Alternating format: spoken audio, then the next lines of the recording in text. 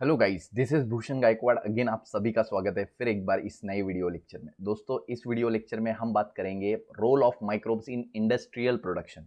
ठीक है, last video lecture में हमने डिस्कस किया कि किस तरीके से माइक्रोब्स को हाउस होल्ड प्रोडक्ट प्रोड्यूस करने के लिए यूज किया जाता है, हाउस होल्ड प्रोडक्ट को बनाने के लिए यूज किया जाता है।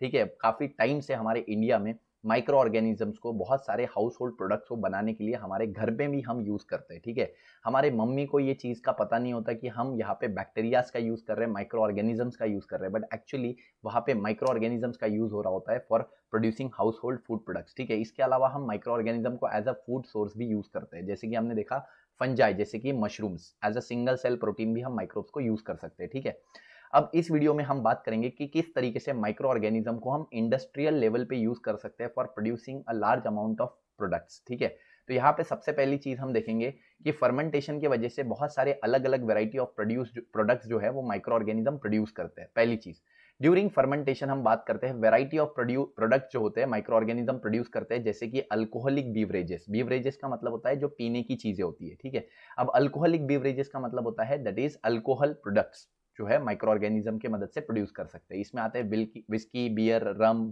ठीक है, ये सारे जो प्रोडक्ट्स होते हैं ये हम माइक्रो ऑर्गेनिज्म की मदद से बना सकते हैं। ठीक है, इसके अलावा ऑर्गेनिक एसिड जैसे कि fumaric acid, acetic acid, oxalic acid, ये सारे के सारे एसिड भी हम माइक्रोब्स की मदद से बना सकते हैं। विटामिन्स, विटामिन्स में vitamin B12, vitamin B2, vitamin C, ये हम माइक्रो ऑर्गेनिजम्स की मदद से बना सकते हैं। ग्रोथ हार्मोन जैसे कि गिबरलिन्स, ठीक है, गिबरलिन्स ये ग्रोथ हार्मोन्स है, ये हम माइक्रो ऑर्गेनिजम्स की मदद से बनवा सकते हैं। इंसुलिन, ठीक है, इंसुलिन एक हार्मोन है जो कि हमारे बॉडी में डायबिटीज पेशेंट को दिया जाता है। ठीक है, तो ये भी माइक्रो ऑर्गेनिजम्स की मदद से बनाया जाता है। इसके अलावा एंजाइम्स की हम बात करते हैं, बहुत सारे डाइजेस्टिव एंजाइम जैसे हम देखते हैं इनवर्टेज, लाइपेज, ठीक है, प्रोटीएज, सेल्यूलेज, तो ये एंजाइम्स भी माइक्रो ऑर्गेनिजम्स की मदद से बनवाई जाती है। एंटीबायोटिक, एंटीबायोटिक भी माइक्रो ऑर्गेनिजम्स की मदद से बनवाई जाती है। ठीक है, तो ये सारी चीजें, ये सारे प्रोडक्ट्स हमको माइक्रो ऑर्गेनिजम्स से मिलते हैं। इंडस्ट्रियल लेवल पे हम माइक्रो ऑर्गेनिज्म से ये सारे प्रोडक्ट प्रोड्यूस करवाते हैं और इनको मार्केट में सेल किया जाता है और बहुत ज्यादा मार्केट शेयर इसका है। ठीक है, मतलब बहुत ज्यादा मार्केट में ये जो है अपनी पकड़ बना के बैठा है और आज हम बहुत सारे ऐसे हमारे मेडिसिन है या बहुत सारे ऐसी चीजें हैं जो हम डिपेंड करते हैं कि माइक्रो ऑर्गेनिज्म से आती है। ठीक है, तो बेसिकली यहाँ पे हम बात करेंगे कि किस तरीके से माइक्रो ऑर्गेनिज्म को इंडस्ट्रियल लेवल पे यूज किया जाता है for production of a large scale product. ठीक है, नेक्स्ट वन बाय वन हम यहाँ पे देखेंगे। डू यू नो में आपको बताया गया है कि these are actually the secondary metabolite, तो ये माइक्रो ऑर्गेनिज्म के सेकेंडरी मेटाबोलाइट होते हैं। ये आइडियो फेज में बनते हैं। आइडियो फेज वो फेज होता है जहां पे माइक्रोब्स सिर्फ और सिर्फ सेकेंडरी मेटाबोलाइट ही बनाते हैं और सेकेंडरी मेटाबोलाइट्स का हमारे नॉर्मल मेटाबॉलिज्म में कोई फंक्शन नहीं होता, वो ऐसे ही as a by product synthesize होते हैं। ठीक है, तो यहाँ पे बोला है कि माइक्रो ऑर्गेनिज्म इनको ये जितने भी प्रोडक्ट हमने ऊपर पढ़े हैं, that is alcoholic beverages, organic acid, vitamin, growth hormone, enzyme, antibiotic etcetera, ये सारे के सारे प्रोडक्ट एक तरीके से सेकेंडरी मेटाबोलाइट्स होते हैं जो कि माइक्रो ऑर्गेनिज्म अपने आइडियो फेज में बनाता है और ये माइक्रो ऑर्गेनिज्म से इन माइक्रो ऑर्गेनिजम्स को इनकी कोई भी रिक्वायरमेंट नहीं होती। ठीक है, micro organism they do not require this product. ठीक है, not required by micro organism, ये सारे प्रोडक्ट माइक्रो ऑर्गेनिज्म से रिक्वायर्ड नहीं करते। ठीक है, मतलब माइक्रो ऑर्गेनिज्म के लिए ये जरूरी नहीं है। ठीक है, तो इसको हम यूज कर सकते हैं फॉर आवर बेनिफिट। ठीक है, the type of substrate and the type of microorganism result into the production of particular secondary metabolite. तो यहाँ पे अगर हमें एक पर्टिकुलर सेकेंडरी मेटाबोलाइट चाहिए तो हमें एक पर्टिकुलर टाइप का माइक्रो ऑर्गेनिज्म यूज करना पड़ेगा। जैसे फॉर एग्जाम्पल हमको यहाँ पे कोई भी एक विटामिन चाहिए तो हमें एक पर्टिकुलर माइक्रो ऑर्गेनिज्म को ही यूज करना पड़ेगा, तभी वो विटामिन हमको मिलेगा। जैसे हमें विटामिन सी चाहिए तो हमें एस्पेरागिलस नाइजर को ही यूज करना पड़ेगा, तभी हमें विटामिन सी मिलेगा।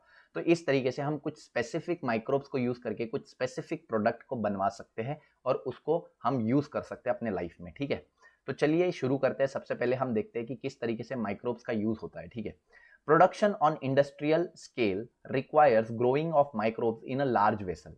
तो माइक्रोब्स को बड़े बड़े टैंक्स में ग्रो किया जाता है जिनको वेसल बोला जाता है। ठीक है, अब इंडस्ट्रियल स्केल पे यानी बड़े स्केल पे माइक्रोब्स को प्रोड्यूस करना है, माइक्रोब से प्रोडक्ट प्रोड्यूस करने हैं, तो उसको बड़े बड़े लार्ज स्केल यानी लार्ज वेसल में प्रोड्यूस किया जाता है। ठीक है, बड़े बड़े टैंक्स में प्रोड्यूस किया जाता है। This tanks are called as fermenters, तो ऐसे बड़े बड़े टैंक्स को फर्मेंटर्स बोला जाता है।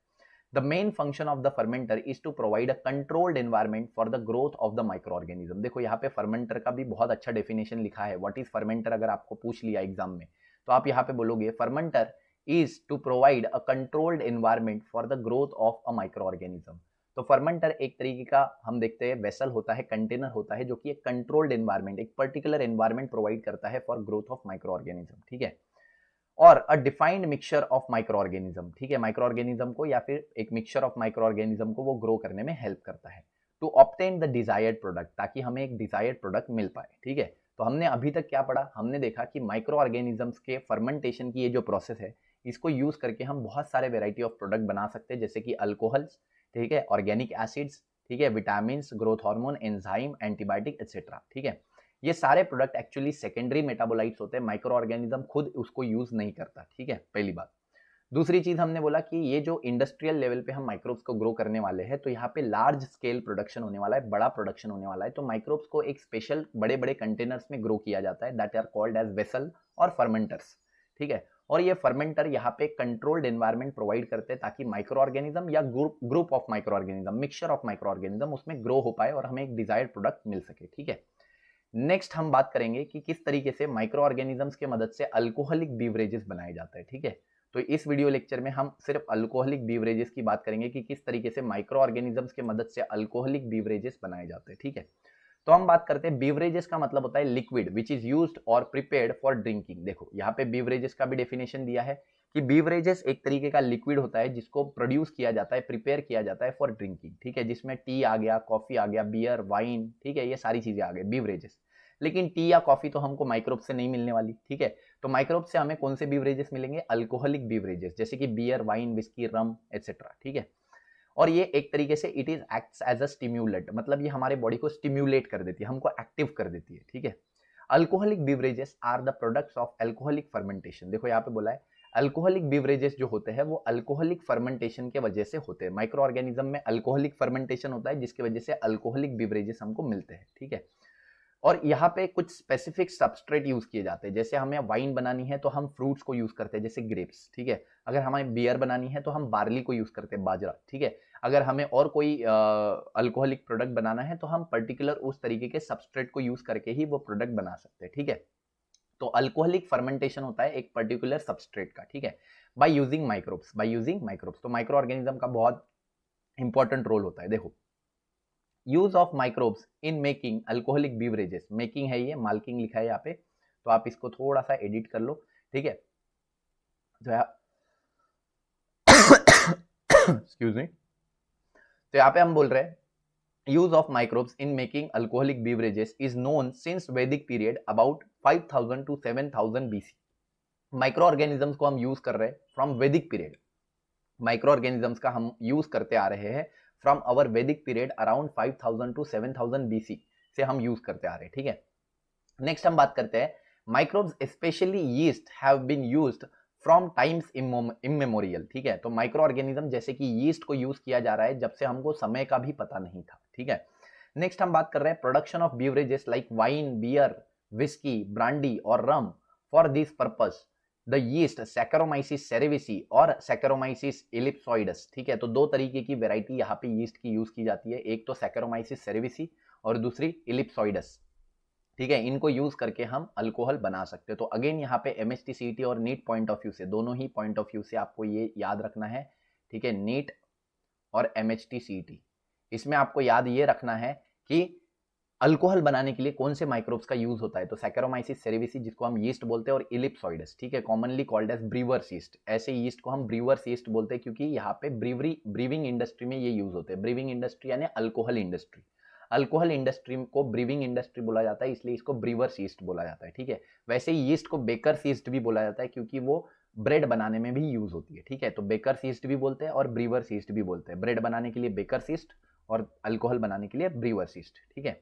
It is used for fermenting a malted cereals and fruits juices to produce ethanol, ठीक है। तो माल्टेड सीरियल्स क्या होता है, देखो ये प्रोसेस 3 स्टेप में होता है, माल्टिंग, मैशिंग, ठीक है, माल्टिंग।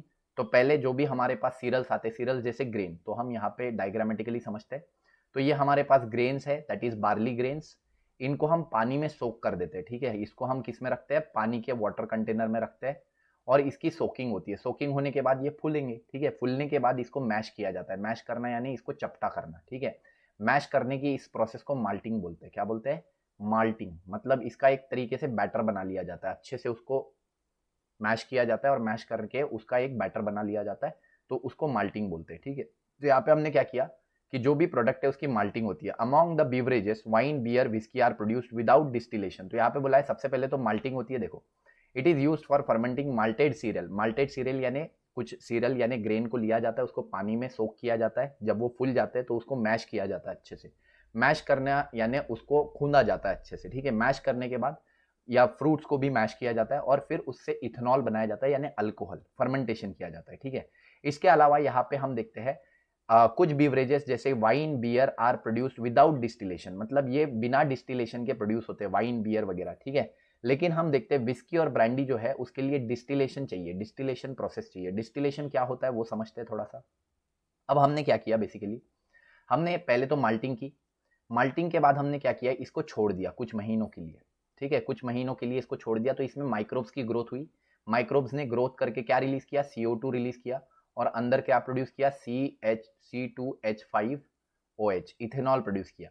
तो अल्कोहल तो अंदर प्रोड्यूस हो गया, अल्कोहल प्रोड्यूस हो गया। ठीक है, तो हमको अल्कोहल मिल गया, हमको क्या मिल गया, अल्कोहल मिल गया। ठीक है, अल्कोहल मिलने के बाद इस प्रोडक्ट को डिस्टिलेट किया जाता है। डिस्टिलेट अगर डिस्टिलेट नहीं करोगे तो बियर आपको मिल गई, वाइन आपको मिल गई, लेकिन अगर आपको विस्की या ब्रांडी चाहिए तो उसको डिस्टिलेट करना पड़ेगा। तो मतलब आप एक बर्तन में ये प्रोडक्ट डालोगे।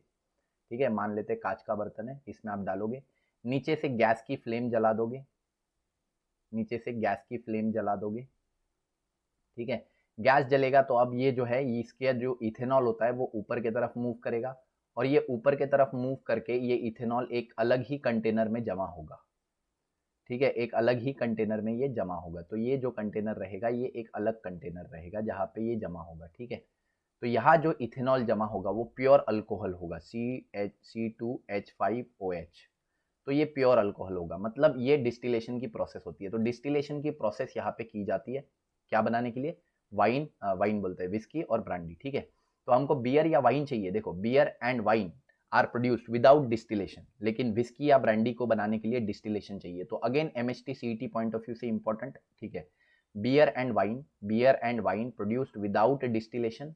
ठीक है, whereas whisky and brandy are distilled beverages, मतलब उसके लिए डिस्टिलेशन चाहिए। ये नीट लेवल का है। ठीक है, tubular lower fermenter is used for large scale production of alcohol. देखो यहाँ पे एक नीचे फर्मेंटर का डायग्राम आपको दिया हुआ है, तो ये एक ट्यूब्यूलर फर्मेंटर है जो कि लार्ज स्केल फर्मेंटेशन के लिए यूज किया जाता है। ठीक है, next, several traditional drinks and food are also made through fermentation. देखो, ट्रेडिशनल ड्रिंक जैसे कि ताड़ी, ताड़ी एक ट्रेडिशनल ड्रिंक होती है, या हम देखते हैं कि गाउठी शराब जिसको बोलते हैं, तो वो भी एक ट्रेडिशनल ड्रिंक आती है। हमारे इधर देसी आता है, देसी। ठीक है, तो वो भी एक ट्रेडिशनल ड्रिंक है। तो ऐसी ट्रेडिशनल जो ड्रिंक्स होती है, ट्रेडिशनल अल्कोहल बीवरेजेस होते हैं, वो भी हम देखते हैं कि माइक्रो ऑर्गेनिजम्स की मदद से ही बनते हैं। ठीक है, several traditional drinks and foods are also made through the fermentation by yeast. ठीक है, जैसे टॉडी, टॉडी बोला इसको, टॉडी टुडे नहीं है, ये टॉडी है। Toddy is a traditional drink. तो ये ए को ना आप क्या कर दो, ए को गायब कर दो। ठीक है, क्योंकि ये जो है ये स्पेलिंग गलत हो जाती है। टॉडी, टॉडी की स्पेलिंग है TODY। ठीक है,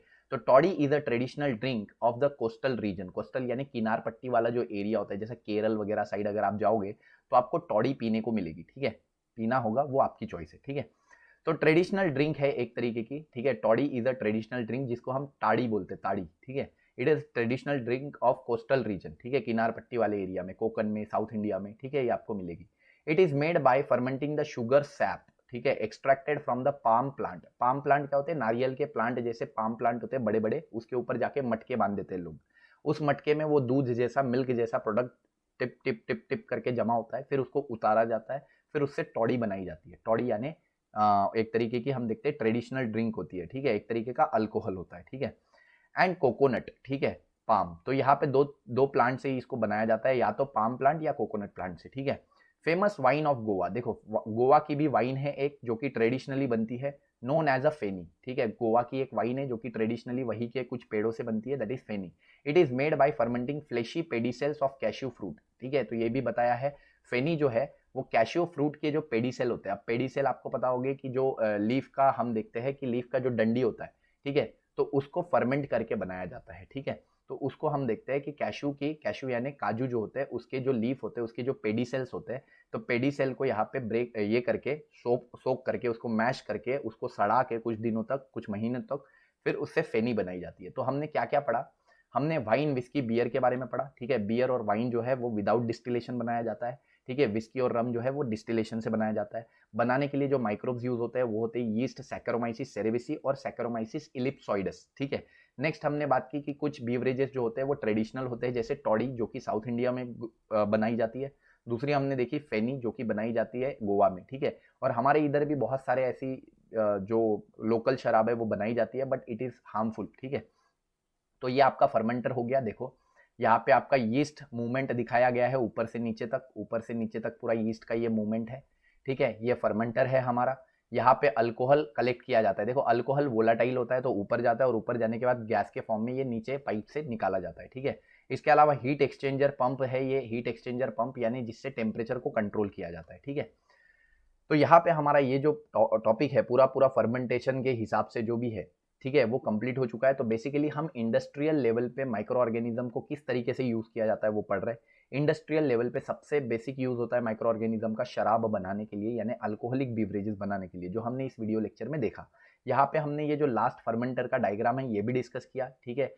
लास्ट 2 ईयर में ये डायग्राम पूछा गया था पेपर में, बोर्ड के पेपर में ये जो डायग्राम है ये 2 मार्क के लिए पूछा गया था, that is tubular tower fermenter का डायग्राम 2 मार्क के लिए पूछा गया था। तो आपको from board point of view 2 marks के लिए ये डायग्राम जो है, जितने भी डायग्राम्स आपके बुक में है वो तो आपको प्रैक्टिस करनी ही है, लेकिन क्योंकि ये एग्जाम में पूछा गया है तो अगेन ये इंपॉर्टेंट हो जाता है, ठीक है। तो इस तरीके से ये हमारा टॉपिक यहाँ पे क्लियर हो चुका है। आई होप ये टॉपिक आपको समझ में आया होगा। अगर समझ में आया तो वीडियो को लाइक कीजिए, दोस्तों के साथ शेयर कीजिए, चैनल पे नए होंगे तो सब्सक्राइब कीजिए। ऐसे ही हमारे वीडियोस के साथ बने रहिए, ठीक है। दोस्तों की मदद करते रहिए, जिंदगी के मजे लेते रहिए, खुश रहिए। तब तक के लिए थैंक यू वेरी मच।